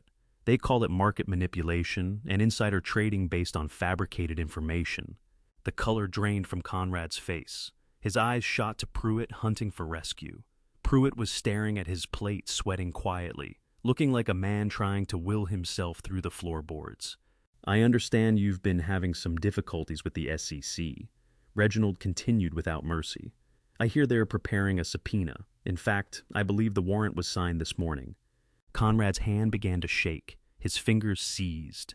The heavy crystal fork he'd been holding slipped from his grip, struck the fine china with a crack that rang through the silence like a gunshot, bounced off the rim, and clattered across the table, spinning once-twice before coming to rest, pointing directly at his chest. Conrad stared at it. He couldn't seem to make his hand work well enough to pick it up. When he raised his eyes to Reginald, I saw something I had not seen in him before. Real fear. "Who are you?" he whispered. I moved out of the shadows. I walked to the table. I picked up the silver cloche covering the center platter, the metal cool and smooth under my palms. "He is the man who is going to introduce you to your new reality, Conrad," I said. I lifted the dome. Resting on the velvet-lined tray beneath it was not Wagyu beef. It was a thick stack of documents, a stapled report bearing the seal of the Department of Justice on its cover, and sitting on top of that, a USB drive. "Enjoy your meal," I said. "It's going to be a long night." The silver dome sat on the table like a headstone, but Conrad refused to read what was written on it. He stared at the Department of Justice seal for a fraction of a second, eyes going wide, and then he squeezed them shut. Denial is a powerful drug. It can make a man stand in a burning room and insist there's no smoke because he doesn't want to deal with the fire. He swept his arm across the table in a hard, jerky arc. The crystal wine glass went over. Dark red liquid spread across the white linen like a wound opening and refusing to close. He didn't apologize. He didn't reach for a napkin. Instead, his hand went into his inner jacket pocket and came back out with a thick blue folder. "Enough!" Conrad roared, slamming it down onto the wet tablecloth. The impact made Lydia flinch. She looked at her husband with wide, frightened eyes. She had seen the temper in private, the tantrums, when the market closed down, the outbursts, when the Wi-Fi lagged, but never like this. Not in front of strangers. Never in front of Vivian Hartwell. "Stop the theatrics!" Walter, Conrad shouted, a fleck of spit catching the candlelight. "I don't care about your props. I don't care about your friends. I have a liquidity deadline at 9:00 a.m. tomorrow, and you are going to fix it." He tore the folder open and shoved a document across the table toward me. The mortgage agreement. The paper was already going soft from the spilled wine, but the signature line was dry and waiting. "Sign it," he ordered, his finger driving into the page. "Sign the house over so I can get Pruitt to wire the funds. Do it now, and maybe I'll let you stay in the basement. Don't make me call someone to drag you to a home tonight." I looked at the document. A standard lien agreement. It would pull every dollar of equity out of the property and replace it with debt. If he defaulted, and I knew he would, the bank would have the house inside 6 months. He was asking me to countersign my own eviction notice. I didn't move. I didn't pick up the pen he threw in my direction. I simply looked at him with the settled calm of a man watching a structure fail from a safe distance. Vivienne reached out. Her hand was steady, manicured gold bracelets catching the light. She picked up the wine-dampened document between 2 fingers, as though handling something unpleasant. "May I?" she asked, not pausing for an answer. She held it toward the candlelight and put on her reading glasses. She went through the terms. She noted the interest rate. She looked at the property description. Then she laughed, not a polite laugh, but an unguarded, genuine chuckle. The sound of a seasoned professional watching an amateur make a catastrophic error in calculation. Conrad glared at her. "What exactly is so funny?" "Oh, Mr. Vane," Vivian said, setting the paper back down. "It's just that this document is worthless, an elaborate piece of fiction." Conrad went purple. "It is a standard lien drafted by my attorney. It is perfectly legal." "It may well be correctly drafted," Vivian said, wiping her fingers clean on a napkin. "But the premise is fatally flawed. You cannot mortgage this house, Conrad. You cannot leverage it. You cannot sell it. And why is that? He sneered. Because the old man is being difficult. No. Vivian said, her eyes carrying a glint of something close to amusement. Because you don't own it. The room went still a second time. Lydia put her glass down hard. Excuse me, she said, her voice rising with indignation. Of course we own it. We have lived here for 5 years. We chose the curtains. We gutted and redid the master bath. My name is on the mailbox. Vivian looked at her with genuine pity. Putting your name on a mailbox doesn't transfer title, dear, she said gently. I had my team run a title search on this property this morning when Walter invited me. I like to know where I'm sitting down to eat. According to the county recorder of deeds, neither Conrad Vane nor Lydia Vane appears anywhere in this property's title history. Conrad shoved his chair back, the legs shrieking against the floor. That is a lie. Walter bought this house for us. It was a wedding gift. He put it in our names. He told us. He turned on me, his eyes wild. Tell her, Walter. Tell her it's my house. I took a sip of my water, cool and clean. I never said it was your house, Conrad, I said quietly. I said it was your home. There is a difference. What are you talking about? Lydia cried, pushing to her feet beside her husband. You signed the papers at the closing, Dad. You handed us the keys. I signed as the trustee, I said, correcting her. Trustee. Conrad repeated it, the word hanging in the air between us, like smoke. Yes, I said. 10 years ago when I started watching how you handled money, Conrad, when I saw the cars you leased on credit, the suits charged to cards you couldn't cover, I made a decision. I knew that if I put this house in Lydia's name, you would have it leveraged inside a year. You would gamble it away. I looked at Pruitt. The lawyer was doing his best to disappear, collapsing inch by inch into his chair. So I created the Drummond Trust, I continued. A revocable living trust. I am the sole grantor and the sole trustee. The house belongs to the trust, not to me, not to you. I leaned forward, resting my elbows on the table. You have been living here as guests, I said. Guests who pay no rent. Guests who treat the landlord like the hired help. But you own nothing. The equity you've been trying to sell to save your skin, it doesn't exist for you. It's a ghost. Conrad looked at Pruitt. Is this true? Pruitt loosened his collar. He appeared to be having genuine difficulty breathing. I hadn't reviewed the title deed recently, Pruitt said, his voice faltering. I assumed since you were living here. You assumed, Conrad shouted.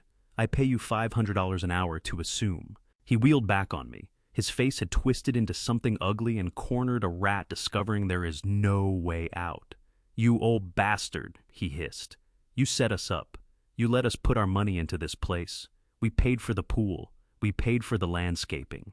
You paid for nothing, I said. I covered the pool maintenance. I paid the gardeners. You threw parties here and played at being wealthy. Conrad drove his fists into the table hard enough to make the plates jump. I don't care about your trust, he shouted. You can revoke it. You can sign it over. Do it now, Walter. I need that money. I am short on Hartwell stock, and the margin call hits at opening bell. If I can't post collateral, they will liquidate everything. I will lose it all. He stabbed a shaking finger toward my face. You owe me this, he screamed, for taking care of you, for letting you stay here after Mom died. Sign the paper. I looked at him. I looked at the man who had struck me in my own kitchen. I looked at the man who had forged my signature. I looked at the man who had worked to dismantle my reputation. And now he wanted me to rescue him from the wreckage he had built with his own hands. I rose slowly from my chair. I picked up the wine-stained mortgage document from the table. I held Conrad's eyes. You want to mortgage my house to cover your gambling debts? I said, my voice as level as a surveyed grade. You want me to hollow out my security so your vanity can survive another day? Yes. Conrad breathed, certain he had won, certain I was about to fold. Just sign it. I tore the paper in half. The sound cracked through the quiet room. Then I tore it again, and again, until it was a pile of damp confetti on the tablecloth. Never, I said. Conrad stared at the pieces. His face went slack. What did you say? He whispered. I said never. I repeated, my voice climbing. Not 1 cent, not 1 brick. You dug this pit, Conrad. You can claw your way out or let it bury you, but you are not dragging me down into it with you. Lydia let out a sob. Dad, please. He will go to jail. I looked at my daughter. She was crying, but these were tears of fear for herself, not for me. He should have thought of that before he forged my signature, I said. Lydia, he should have thought of that before he put his hands on me in my own kitchen. Conrad lunged. He came over the table, hands reaching for my throat, his eyes gone completely blank with panic and fury. "You ruined me!" he screamed. "I will kill you!" He never made it.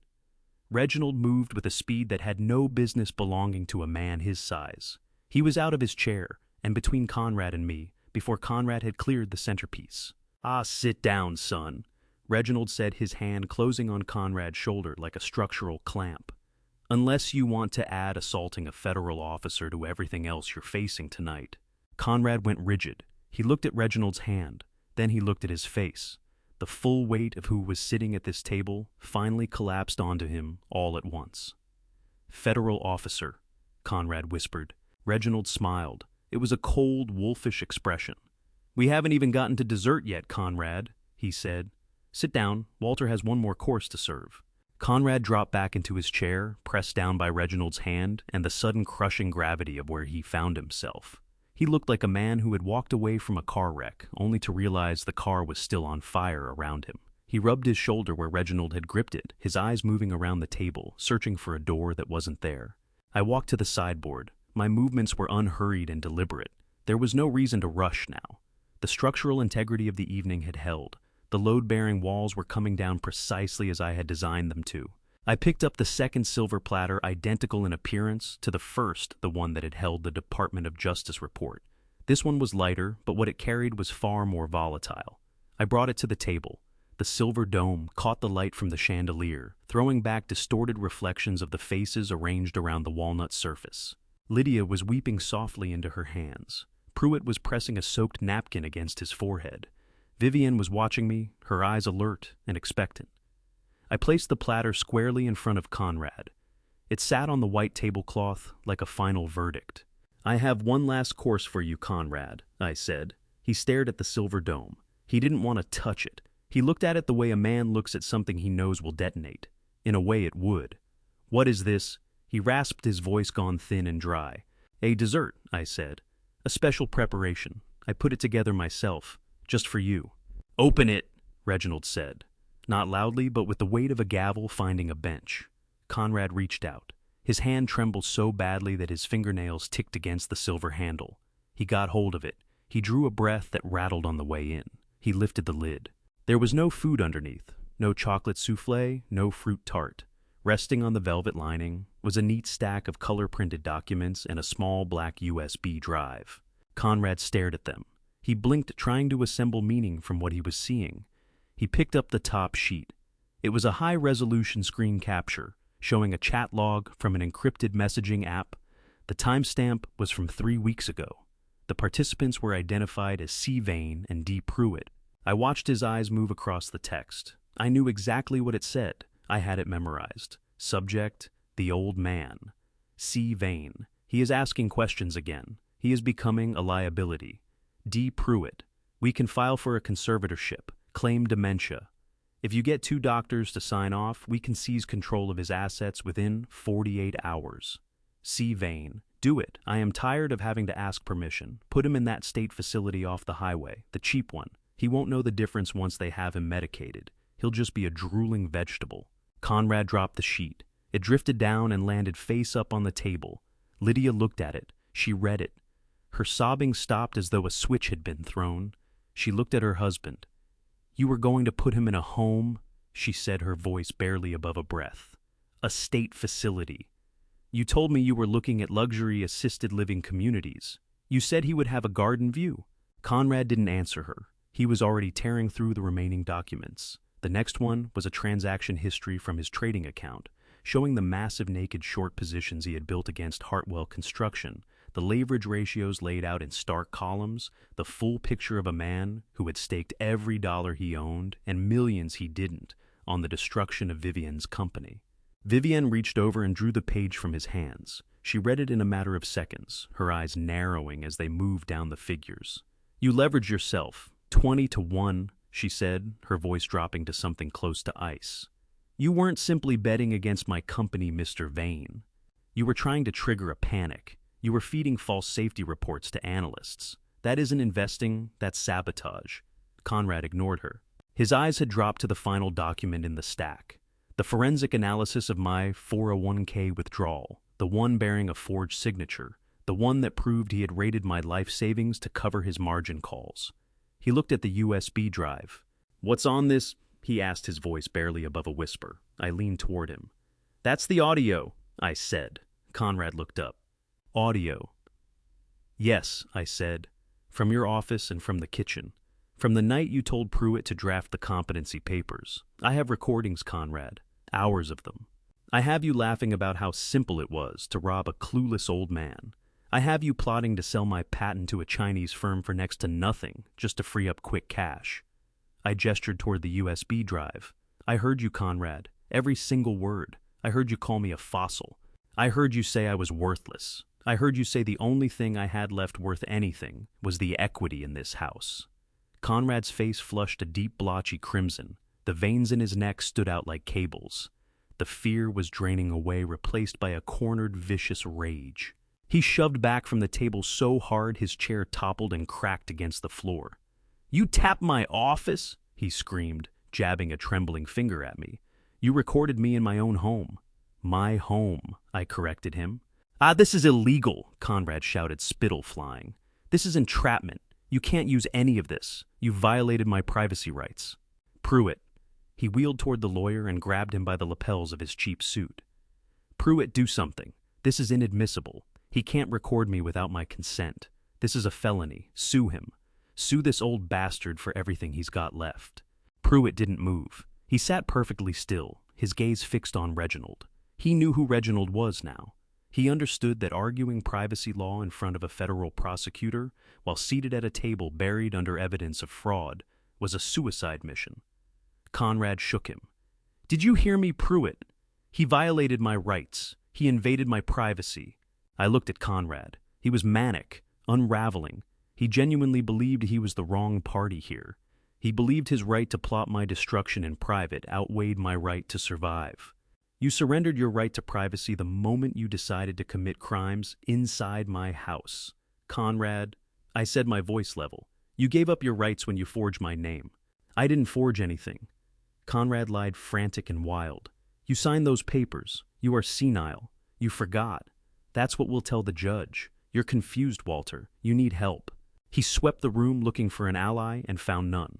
"Lydia, tell them. Tell them your father gets confused. Tell them he signed the withdrawal." Lydia pulled back from him. Her eyes fell on the chat log lying on the table.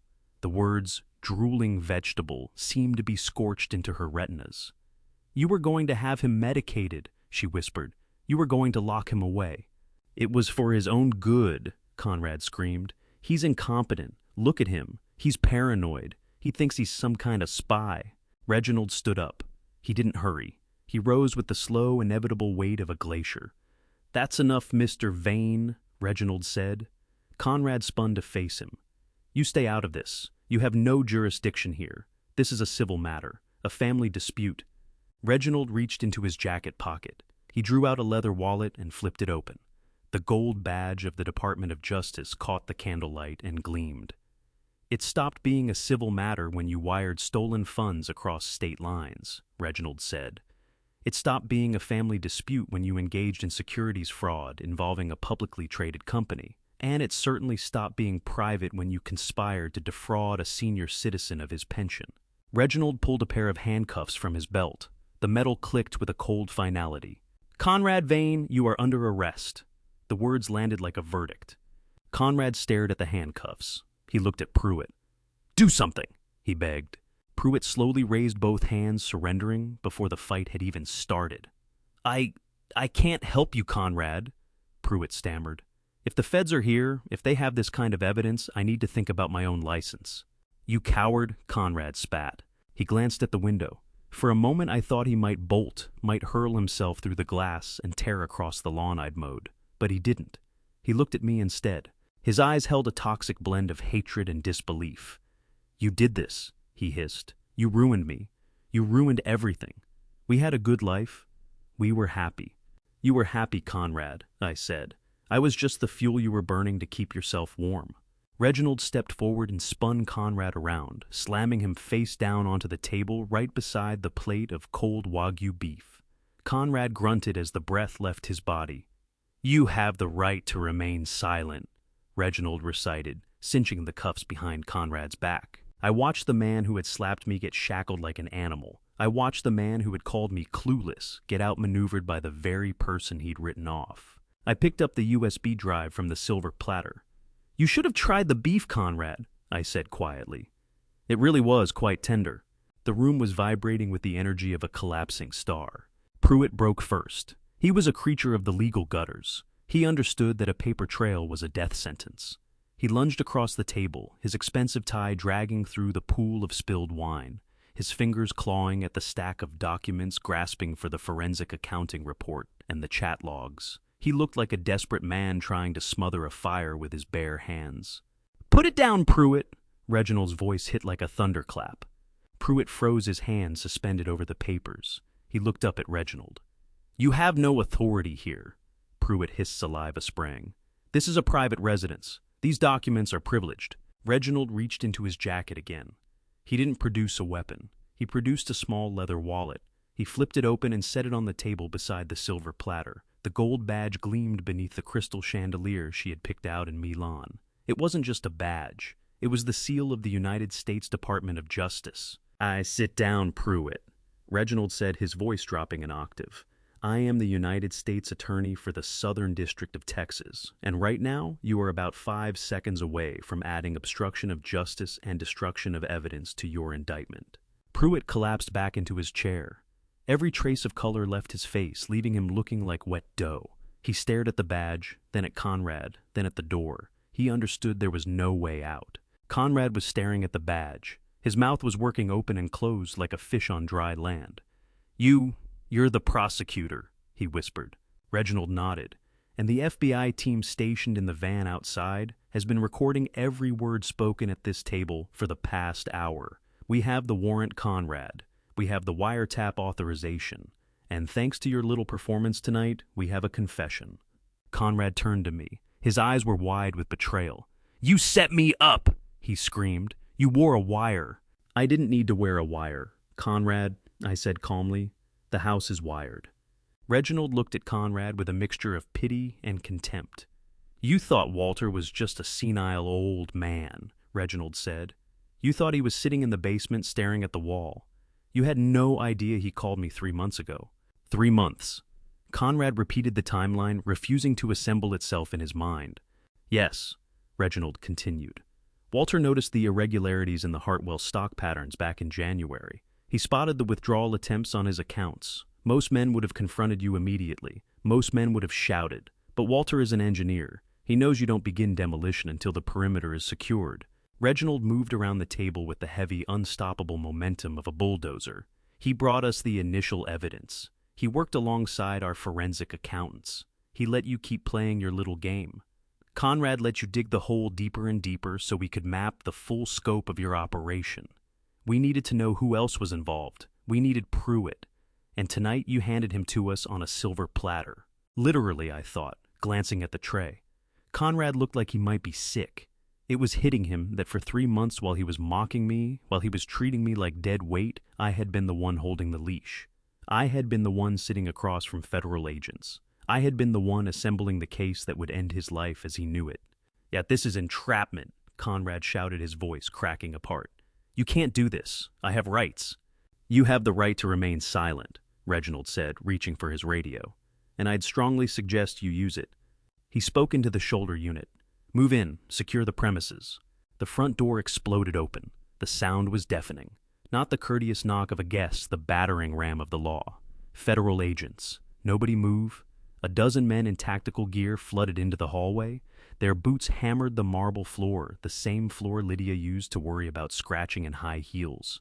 They poured into the dining room, with weapons drawn, but lowered their faces hard and professional. Lydia screamed. She shoved her chair back and scrambled into the corner, pressing herself behind the china cabinet. Her eyes jumped from the agents to her husband to me. "Daddy, make them stop," she wailed. "Please tell them it's a mistake." I looked at her. I didn't move. I couldn't stop this. An avalanche doesn't halt because you ask it nicely. Two agents moved on Pruitt. He didn't resist. He laced his fingers behind his head and dropped his gaze to the floor. He knew the drill. He understood the game was finished. Two more went for Conrad. He panicked. He tried to get up, tried to run, knocked his chair sideways, and lunged for the French doors leading to the patio. "Get him," an agent barked. They were on him in an instant. They seized him by both arms. Conrad thrashed, kicking and shrieking like a spoiled child who'd heard the word no for the very first time. "Get off me," he screamed. "Do you know who I am? I'm a partner at Vane Ventures. I have rights." They spun him around and drove him face first onto the walnut table. His cheek cracked against the wood right beside the plate of cold Wagyu beef. The sauce splashed across his expensive Italian suit. The scent of truffle mingled with sweat and raw fear. "Hold still!" the agent commanded, wrenching Conrad's arms behind him. The handcuffs clicked a sharp mechanical sound. The sound of finality. Conrad grunted as the metal bit into his wrists. He turned his head cheek pressed flat against the tablecloth eyes, finding mine. "Walter," he begged, his voice splintering. "Walter, please tell them. Tell them I can pay it back. I just need time. The market will turn. I can fix this." I stood and walked over to him. I looked down at the man who had slapped me. I looked down at the man who had called me a parasite. "There's no fixing this, Conrad," I said quietly. "The foundation has cracked. The building is coming down." Reginald stepped alongside me. "Take him out," he told the agents, "and secure his electronics. I want every laptop, every phone, and every hard drive in this house bagged and tagged." The agents hauled Conrad upright. He was weeping now, great heaving sobs that racked his whole body. He looked small. He looked weak. He looked like exactly what he was, a fraud who had run out of road. They dragged him toward the door, his shoes scuffing against the floor. Lydia lunged toward him, but an agent stepped in her path. "Conrad!" she screamed. "Conrad, what do I do?" He didn't answer. He was too consumed by his own self-pity. Pruitt was walked out behind him, head hung low, his career ending in a walk of shame past the remnants of the dinner party. The room felt suddenly hollow. The shouting had died. The only sounds were the measured breathing of the agents locking down the perimeter and the soft, broken sobbing of my daughter in the corner. Vivienne stood. She smoothed her skirt and took in the wreckage, the ruined dinner, the shattered evening, the fractured family. Then she crossed to me. "I'm sorry it had to end this way, Walter," she said quietly. "But you did the right thing. He would have torn down everything you spent your life building." "I know," I said, feeling a tide of exhaustion move through me. "I know." Reginald put a hand on my shoulder. "We'll need a statement, Walter," he said. "But it can wait until morning. Get some rest. We'll post a guard outside tonight just in case." I nodded. "Thank you, Reginald."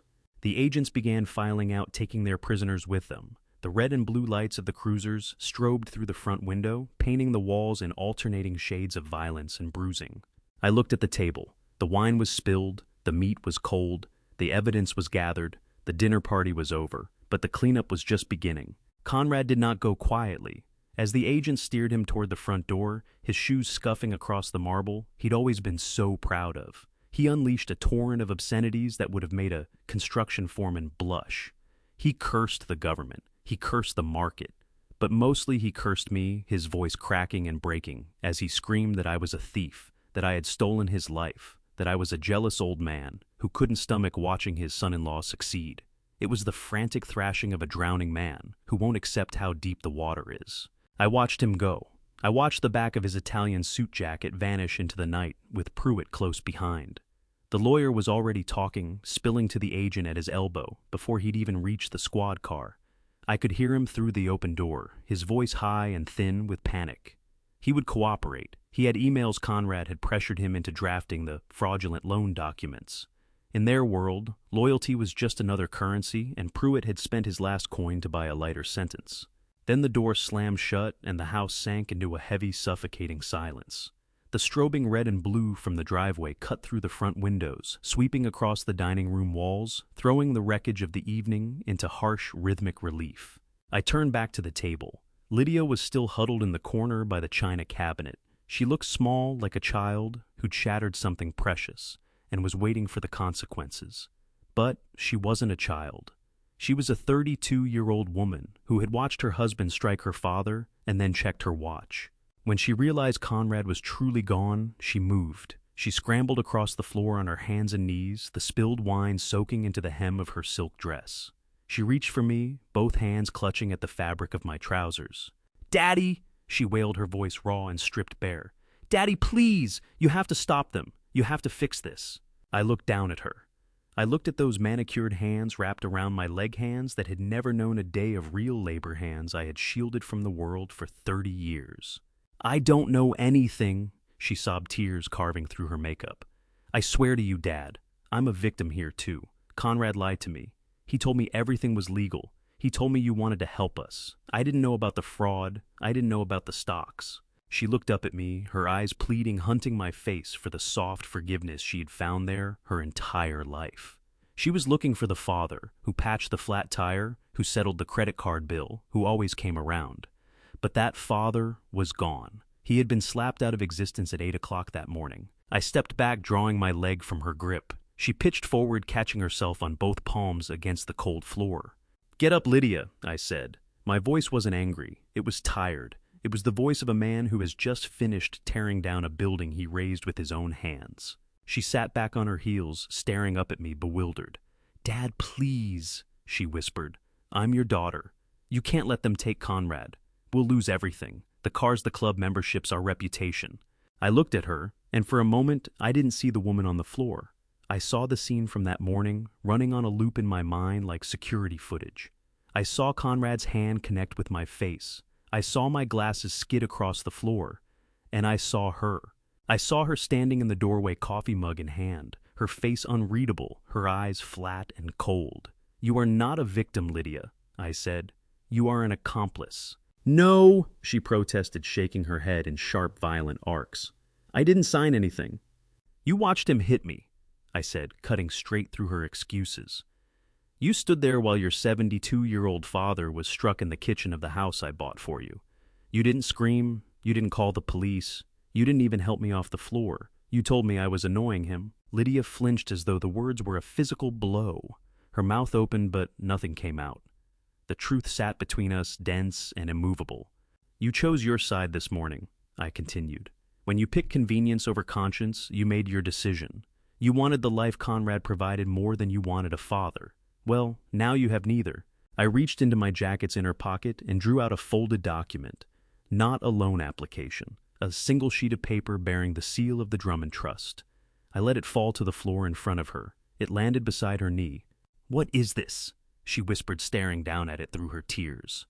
"A notice to vacate," I said. She looked up, her eyes stretching wide. "Vacate." She repeated the word, sitting strange on her tongue. "Yes. This house belongs to the trust. The trust is revoking your right of occupancy effective immediately. You have 24 hours to remove your personal belongings. Anything remaining after that goes to the curb." She stared at me, unable to process the fact that the safety net she had bounced on for years had finally given way.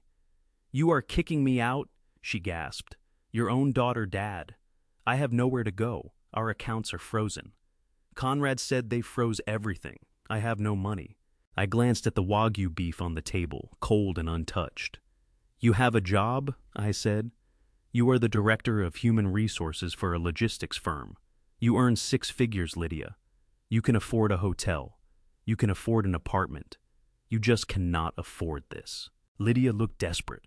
She turned to Vivian Hartwell, who had been observing the whole scene with an expression of quiet, measured judgment. Lydia was searching for an ally, another woman, someone who might feel what she felt. "Miss Hartwell, please," she begged. "You understand, don't you? You know how men like Conrad are. He manipulated me. Please talk to him. Tell him he's being unreasonable." Vivienne stepped forward. Her heels struck the floor in sharp, precise clicks. She looked down at Lydia, not with sympathy, but with the cool, assessing eye of a CEO who has just identified a liability in her organization. "I do understand, Mrs. Vane," Vivian said, her voice smooth and measured. "I understand perfectly. I understand that character isn't defined by who you marry. It's defined by what you tolerate." Vivian reached into her purse, not for a tissue, for her phone. "And regarding your employment," she continued, "you work for Hartwell Logistics, don't you? A subsidiary of Hartwell Construction. Lydia nodded, a small flame of hope flickering in her eyes. "Yes, Yes, I do. I've been there 3 years. Vivienne tapped the screen and sent a quick message. We maintain a zero-tolerance policy at Hartwell, she said. Not only for fraud, but for the enabling of financial crimes. Your husband was shorting the parent company of your own employer. He was operating on inside knowledge he most likely gathered through your proximity to the industry. Lydia shook her head in frantic denial. No, I never told him anything. It doesn't matter, Vivienne said, slipping her phone back into her purse. The appearance of a conflict of interest is sufficient, but beyond that, we don't retain people who lack moral fiber. I just messaged the head of HR at Logistics. Your access badge has been deactivated. Your severance has been denied for cause. You are terminated effective immediately. The silence that followed was total, the sound of a vacuum sealing shut. Lydia knelt there on the rug, surrounded by the ruins of her own making. In the space of 10 minutes, she had lost her husband, her home, her inheritance, and her career, stripped down to nothing. She looked at the walls of the dining room. She looked at the crystal chandelier she had picked out in Milan. She looked at the life she had so meticulously curated for social media. It was all smoke, all of it gone. She let out a sound that was not quite a scream and not quite a sob, a low, keening wail of absolute loss. She folded into herself, forehead dropping to the floor, her expensive dress pooling around her like a shroud. I watched her for a moment. I felt a phantom ache somewhere deep in my chest, a faint echo of the love I once had for her. But I pressed it down. I poured cement over it. That love was the very weakness that had let this happen. I had loved her too much and held her accountable too little. I had built her a house, but I had failed to build her character. I turned away. I couldn't keep looking at her. Reginald moved to the door and opened it for the officer waiting outside to ensure the premises were cleared without incident. I walked to the head of the table to the chair Conrad had occupied. I picked up the bottle of Chateau Margaux still half full. I looked at Vivienne and Reginald. Let's move to the living room, I said. The air is better in there. I walked out of the dining room, leaving my daughter weeping on the floor of a house she no longer lived in, mourning a husband who had never loved her, grieving the father she had thrown away. I did not look back. The demolition was complete. Now it was time to clear the debris. The flashing lights of the squad cars faded from the front windows, leaving the house in sudden deep darkness. The fading wail of the sirens gave way to the ambient hum of the Houston suburbs, a world that had no idea what had just unfolded behind these brick walls. The dining room felt like a battlefield after the smoke lifts. The air still carried the smell of spilled wine and expensive beef, but the toxicity, the suffocating pressure of Conrad's greed had been sucked out the door along with him. Above us, frantic footsteps pounded back and forth across the master bedroom floor, Lydia dragging suitcases from the closet. I could hear the hangers rattling, the drawers being wrenched open. It was the sound of a rat fleeing a sinking ship, scrabbling to grab whatever it could carry before the water closed in. I felt no pity, only a cold detachment.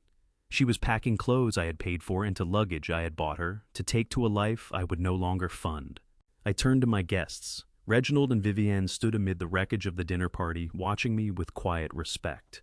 They didn't look like titans of law and industry just then. They looked like friends. Let's sit, I said, nodding toward the living room. The chairs in there are made for comfort, and the air is cleaner. We moved into the living room, a space Conrad had filled with stiff, angular, modern furniture, built to impress rather than to accommodate.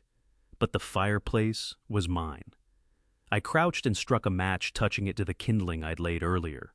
The fire took crackling and spitting, spreading a warm orange light across the room, and chasing out the sterile chill of the air conditioning. I set the bottle of 1994 Chateau Margaux on the coffee table, enough left for 3 glasses. I poured. My hand was steady. The tremor that had dogged me for months, born of stress and anger pressed down too long, was gone. Vivienne took her glass and settled into one of the armchairs. She looked tired but at ease. The strain around her eyes had softened. She had just watched a threat to her company dismantled in real time. Reginald loosened his tie and undid the top button of his shirt. He took a long, slow sip. "That is good wine, Walter," he said, his voice low and satisfied. "It tastes like victory. It tastes like survival." I corrected him, taking my own seat. Somewhere above us, something heavy hit the floor with a dull thud. Lydia dropping a suitcase. All 3 of us looked up at the ceiling, then back at one another. "She'll be gone by morning," Reginald said. I have an officer posted at the end of the block to make sure nothing leaves that belongs to the trust. The fixtures stay. The art stays. She goes with her clothes and her consequences. I nodded, watching the fire move in the hearth. Thank you, Reginald, I said. For everything. I couldn't have pulled the trigger without you. You built the case, Reginald said, raising his glass. I just showed up with the handcuffs. You did the real work. You lived in the trenches alongside the enemy. Vivienne set her glass on a coaster. She reached into the inner pocket of her blazer and produced a long, rectangular envelope, cream-colored, thick, substantial. She leaned across and placed it on the table before me. We have some unfinished business, Walter, she said quietly. I looked at the envelope. What is this? Vivienne smiled. Do you remember when you consulted on the Hartwell Tower back in '98? She asked. You developed that seismic coupling. You refused a fee. You said you wanted equity instead. You said you believed in the company. I nodded. I remembered. Conrad had told me I was a fool for not taking the cash. He said equity in a construction firm was dead money. I never touched it, I said. I just let it sit. Exactly, Vivienne said. You were a silent partner, Walter, a ghost in the machine, but you owned 15% of the founding shares. You never cashed a dividend check. You just instructed us to reinvest. Compound interest is a powerful thing, Walter especially, across 25 years of aggressive growth. She tapped the envelope. This is not a payout for the patent, she said. That's separate. This is simply the dividend distribution for this fiscal year. It has been sitting in escrow waiting for you to claim it. I picked up the envelope, slid my finger under the flap, and tore it open. Inside was a single check printed on watermarked paper in blue and gray. I looked at the figure. For $500,000. I blinked. I read it again. It was not a mistake. The zeros stretched across the line. $4.5 million. And this was just for the current year. I still owned the stock. I looked up at Vivienne. My throat went tight. I could have paid off this house 10 times over, I whispered. I could have bought Conrad's silence. I could have bought peace. Vivienne shook her head. You cannot buy peace from a man like Conrad, she said. If you had handed him this, he'd have burned through it inside a month and come back for more. He was a black hole, Walter. What you needed wasn't money. You needed a boundary. And tonight you built a wall he cannot climb. I looked at the check again. Just paper, but it meant freedom. It meant power. I stood and walked to the fireplace. On the mantel in a plain silver frame sat a photograph of Nora. She was smiling, her hair windblown, standing on the shore of Lake Travis. Before we bought the house, before everything grew complicated. She had died in pain while I was trying to economize. She had died worrying about the heating bill. I touched the cool glass of the frame. I'm sorry, Nora, I whispered. I should have done this sooner. I turned back to Reginald and Vivienne. I held up the check. I don't need this, I said. I have my pension. I have the house. I have enough to buy steaks and good wine whenever I want. I don't need $4 million. Reginald leaned forward. Then what are you going to do with it, Walter? I stared into the fire. I thought about the slap. I thought about the helplessness of being old and dismissed inside my own home. I thought about how many others were sitting in kitchens right now, being bullied by their children, being pressured into signing documents they didn't understand, being treated as burdens rather than human beings. I'm going to build something, I said. A building, Vivienne asked, her interest sharpening. No, I said. A fortress. I looked at them both, my voice finding its strength. I'm going to start a foundation, the Nora Drummond Center. I want to construct a facility, not a nursing home, a sanctuary, a place for elderly people who are victims of financial and physical abuse at the hands of their own families. I gripped the check firmly. I want lawyers on staff to help them protect their assets. I want doctors who actually listen. I want good food. I want safety. I want a place where no one ever has to be afraid of their own children again. Vivienne rose to her feet. Her eyes were bright. We can build that, she said. Hartwell Construction will donate the materials. We'll do it at cost. Reginald stood as well. And I'll handle the legal architecture, he said. We'll make it untouchable. Above us, the front door slammed shut. The sound rang through the house, final and absolute. Then a car engine turning over, not Conrad's leased Maserati, just Lydia's sedan pulling away into the dark. She was gone.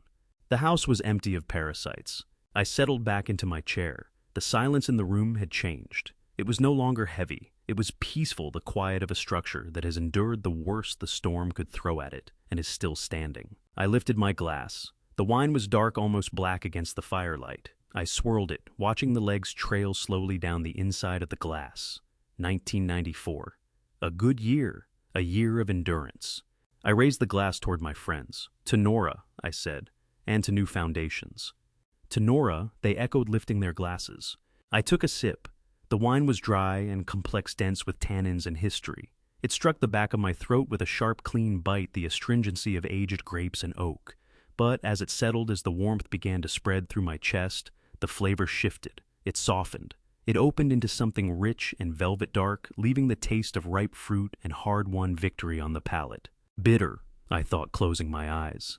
The road here was bitter. The betrayal was bitter. The slap was bitter. But this moment, this freedom. I opened my eyes and looked at the fire. The taste of justice is astringent, I said, setting the glass down. But the aftertaste is sweet. If you've stayed with me this far, then you already know this was never just a story about revenge. It was a story about what a man is willing to endure before he decides he has had enough. Looking back on everything Walter went through, the slap, the forged papers, the years of being treated like a burden in his own home. What strikes me most is the patience it took. Not the passive patience of a man who has given up, but the deliberate patience of an engineer who knows you do not begin demolition until the perimeter is secure. That kind of discipline costs something. It asks you to absorb pain quietly, to smile at people who are stealing from you, to trust that the Lord's timing is always more precise than your own anger. Walter trusted it, and in the end, he was right. Here is what I take from his story, and what I hope you carry with you. If someone dismisses you because of your age, let them. The less they fear you, the less they guard themselves. Document everything. Your word against theirs is a coin flip. Paper recordings and time are a different matter entirely. Love your children well, but do not confuse love with the absence of consequences. Walter's greatest failure was not trusting too little. It was forgiving too easily for too long. And finally, what you build with your own hands belongs to you. Protect it not with anger, but with structure. Walter did not spend that $4 million on himself. He turned it into the Nora Drummond Center, a sanctuary for elderly people facing the same quiet terror he had lived through. That to me is the whole story. The best dad's revenge is not destruction, it is transformation. If these father stories speak to something in you, if you know someone who has been overlooked, underestimated, or taken advantage of by the very people who should have protected them, please share this with them. Leave a comment below and tell me what Walter's story brought up for you. And if you haven't already, subscribe to his Hidden Revenge so we can keep telling these stories together. Thank you for listening. I'll see you in the next one.